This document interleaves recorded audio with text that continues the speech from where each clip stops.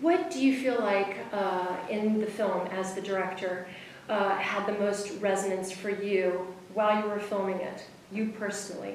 What was the moment when you were creating the film and actually on set where you said, there's something about this particular scene that really struck you?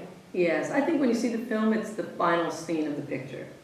It was representative of a lot. I mean, obviously, it will be the final scene of the movie, so you know that you're in that moment as you're shooting it.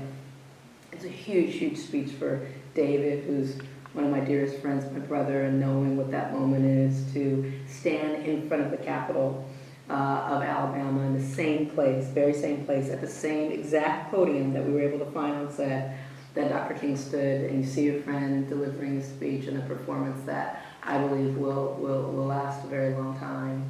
But then also because my father was there and my family was there. My father's from Lowndes County, Alabama. He had just gotten off of the night shift at work where he delivers mail to different post offices around the area. He had come straight from work and was there on set. We threw a hat on him and he was an extra. And he was standing next to my mother and my sisters. But for him as a child of that place, as a man who grew up in that environment, this very toxic, tragic place that Alabama was in the mid-'60s, all of that came together in a moment on a very hot day in the summer, and that was less than 6 months ago, and now we're here. And so did you, you being a woman and being the director and then having the history, the personal history, did it feel like it was the culmination of it? I mean, did you film it in sequence and so it was, or was it just like in the middle of shooting? It was about a week before we finished shooting, so we'd been shooting for about 5 weeks up until, before we got to that scene. And so all of those things came together in that moment. To answer the question, what scene really stands out, that moment. I remember being very present in that moment and saying, wow, we're doing something very special here for all of those reasons. For David, for the place where we stood, for the journey that it took to get there, for my father being in the audience. That was all coming together for me on that day. I think that the biggest challenge of the role for you would have to be separating out the man and the powerful orator who kind of transcended kind of normal human thinking, kind of going into this. They talk about Martin Luther King as being someone who could often go into this alpha brainwave state when he was doing his orations. How, as an actor, did you find, I'm talking about technically, what were your steps to find, because it feels like it's the same man, but it's the same man in two very different energetic places. How did you find that for yourself? Oh gosh, you've picked up on something that I picked up on and felt I had to execute and was going to be one of the main things that would reveal this man beyond the figure who we think we know. And you're absolutely right. One of the things I spotted very early on in watching speeches that he would give is that this is a man who is taken up by something other than himself. He is clearly flowing in what I would call his anointing. It's him plus God that is equaling being able to move people, not just intellectually, but spiritually.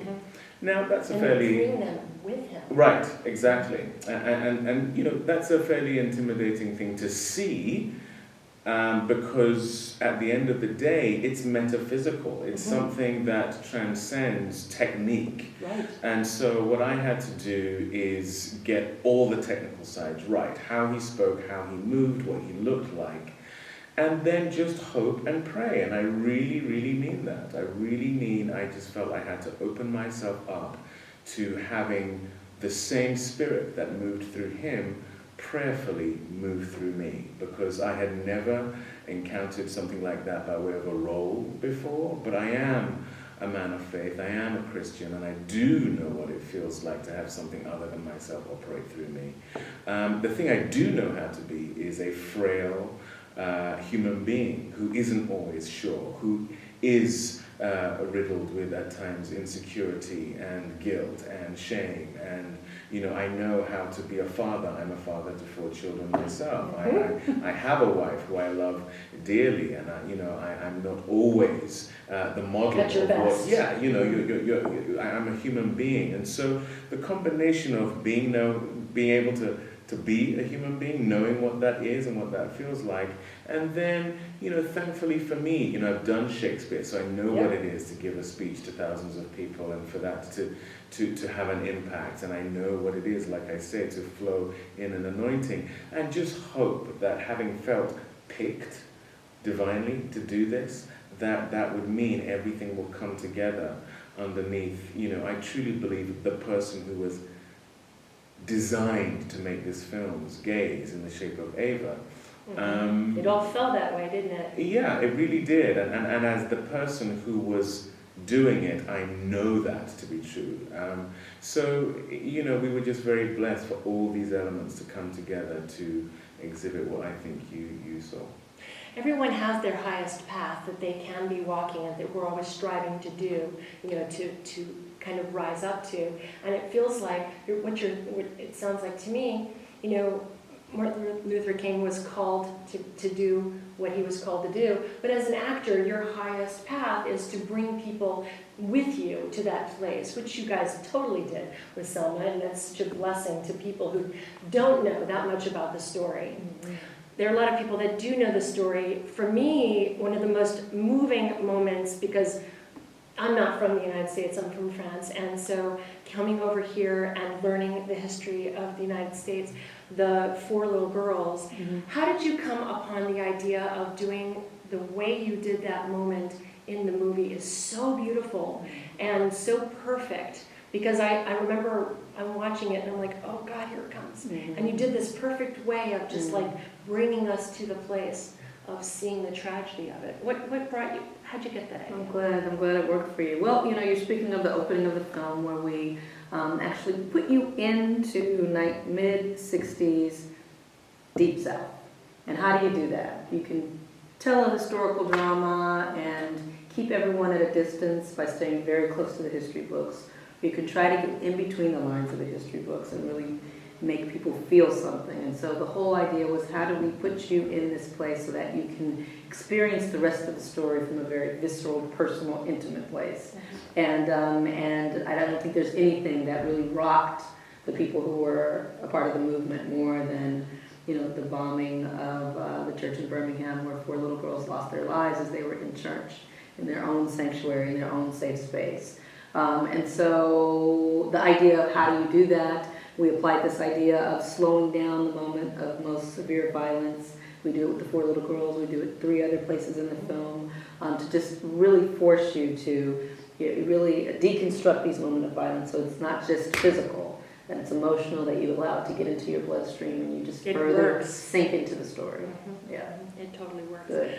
What do you want, because I think it's really a story about human rights far more than it is about blacks in the South or civil rights in this country. I think it's much, much larger than that. What would you hope people would learn about Martin Luther King that they didn't know before?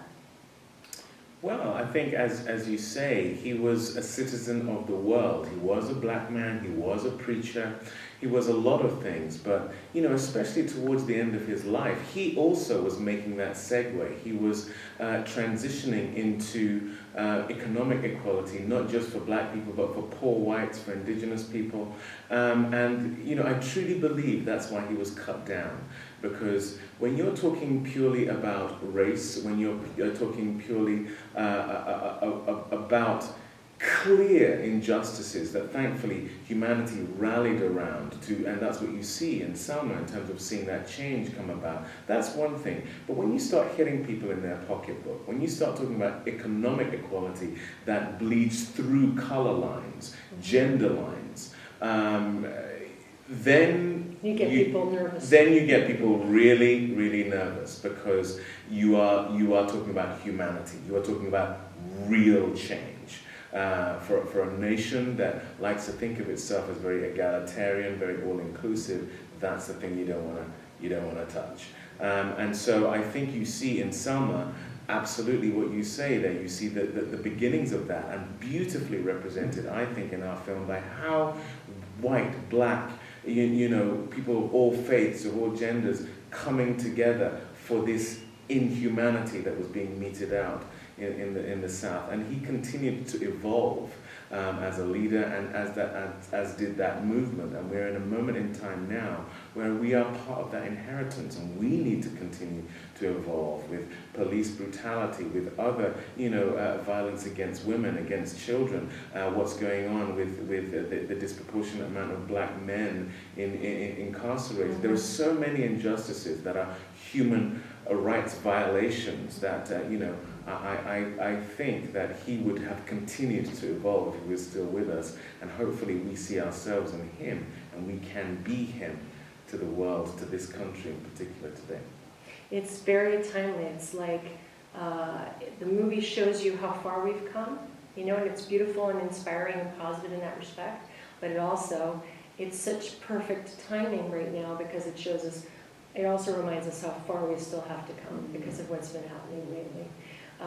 And congratulations, by the way, on your nominations, and hopefully you'll get many more where those came from. And we'll take it. We're not shy. We'll take the trinkets. And we hope that I hope there will be really big worldwide box office, because as you say, the more women and people of color can be represented in film and in a larger scale, and the more internationally people can see it, the more successfully women and diverse casts can be used in film. Absolutely. So thank you so much. Great interview. Appreciate it. Of course. Thank you very much. Thank you so much. I can't wait to see the next things you guys do. Thank you.